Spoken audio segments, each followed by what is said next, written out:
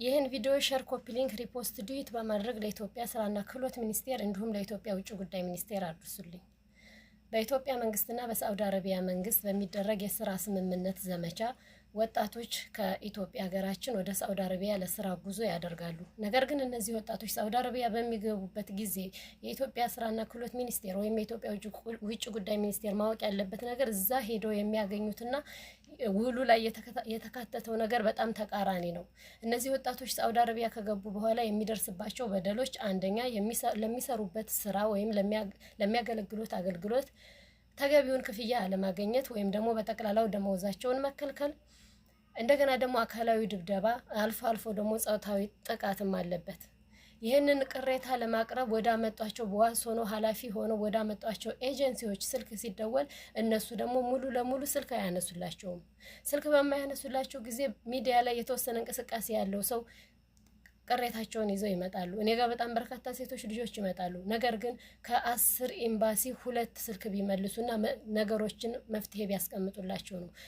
ሌሎቹ አልቅሰው እዛው የሚደርስባቸውን ነገር ተቋቁመው እዛው ነው የሚቀሩት። ከዚህ አልፎ ተርፎ ደግሞ አሁን ላይ እነዚህ ሴቶች ቢሮ ቢመለሱ ራሱ ቢሮም ተመልሰው የሚሆን አሰሪዎቻቸውን ጋር ሆነው የሚሆን ህይወታቸውን እስከ ማጣት ድረስ እየደረሱ ነው። በጣም በርካታ ልጆች የኢትዮጵያ ህገ መንግስት ባወጣው ህግ መሰረት ወጥተው ህግ አክብረው የኪአር ኮድ ራሱ ተሰጥቷቸው በህጋዊ መልኩ ወደ ሳዑዲ አረቢያ ገብተው በጣም በሚያስጠላ ሁኔታ ህይወታቸውን እያጡ ያሉ በርካታ ሴቶች አሉ።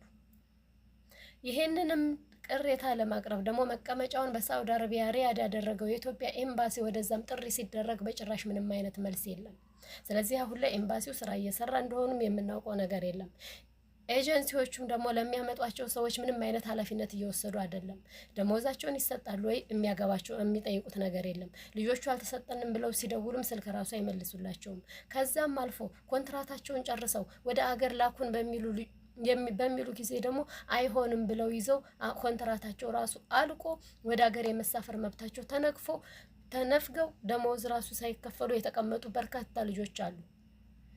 እኔ ለነዚህ ለልጆች መሆን የምችለው ማገዝ የምችለውን ያክል እንሄዳለን። ሁላችንም ሚዲያ ላይ ያለን ሰዎች ኤጀንሲዎች ጋር እንደውላለን። ከዛም አልፎ ደግሞ ለኤምባሲም እንደውላለን። ምላሽ ስናጣ ስንቀር እንደዚህ ድምጽ መሆን የምንችል። ስለዚህ እኔ አሁን እንደ ሀሳብ እንደ አንድ ዜጋ እንደ አንድ ሴት መፍትሄ ሊሆን የሚችለው ለጊዜውም ቢሆን ወደ ሳዑዲ አረቢያ የሚደረገው የወጣቶች ጉዞ ቢገታና እዛ ሳዑዲ አረቢያ ያለው ኤምባሲና እንደዚሁም በስሩ ያሉት ኤጀንሲዎች ላይ እርምጃ ቢወሰድ ስል በስሬ ያሉት ብዙ ተበዳይ ሴት እህቶችን ዋቢ በማድረግ ጥሬን አቀርባለሁ። እባካችሁ ሌሎቻችሁ ሼር፣ ኮፒ ሊንክ፣ ሪፖስት፣ ዱዊት በማድረግ አድርሱት። አሁንም በጣም ብዙ ሴቶች አሉ። በጣም ከብዙ በላይ በከፍተኛ ችግር ላይ ያሉ ህይወታቸውን ለማጣት ቀናት የሚጠባበቁ ብዙ ሴቶች አሉ።